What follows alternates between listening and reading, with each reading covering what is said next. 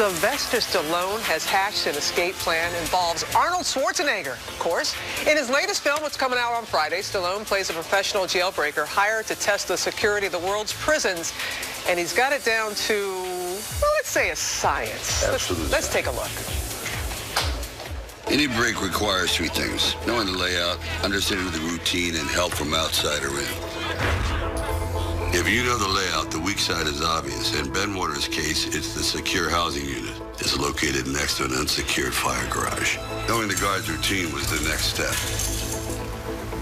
After I knew the routine, all I had to do was pick the day.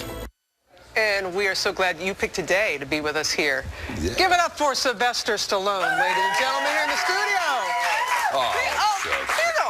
We love it when you stop by and spend a little time with us. And I have to say, this one, you think that you've seen every kind of prison film. This one is so different, and it even got your attention when you were reading it early on. It is, because, you know, I thought that Arnold and I, we've obviously we've been working together for, or at least in the film business for the last 250 years.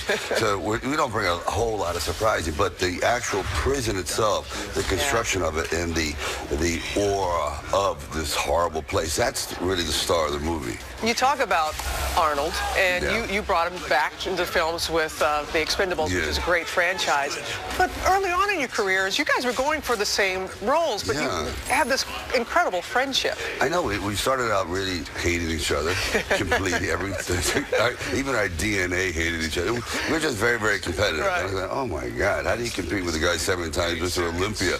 So we started to go off in different directions and became unbelievably competitive, like Ali Fraser. And now we've started to mutual respect because we're survivors in this. And now it's like, you know what, this guy's pretty special. You know what I was grateful for in this film? And you all went there, the two of you fight. Because if you hadn't, we would have thought that we were gypped a little bit. That fight scene that the two of you had, and I know that you both ended up in the hospital, but it wasn't because of this fight scene. No.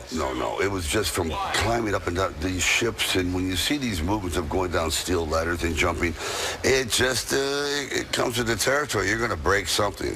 Something's going to go. So when we see the picture of you two right here, we're thinking, oh boy, God. You must have, but it was a ladder coming off a ladder? But at least it's separate beds, thank God. That's pushing the friendship too far.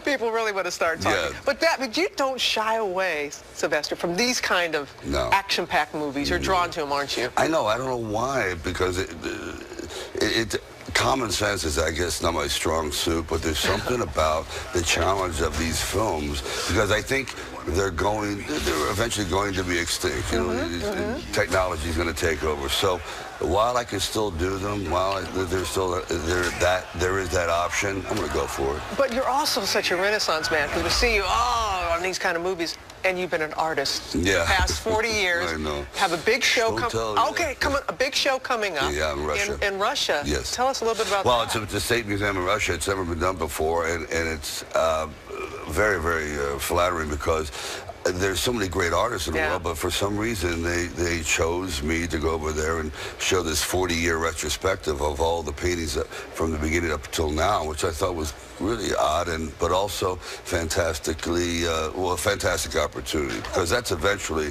where I'd like to focus a great deal of my time, that and sculpture. And a lot of people don't know that you have been an artist for so long, and so glad you're finally sharing it with us. And how about this musical, Rocky the Musical? Finally, Rocky sings and punches his way into your heart. Whoa. Oh my goodness.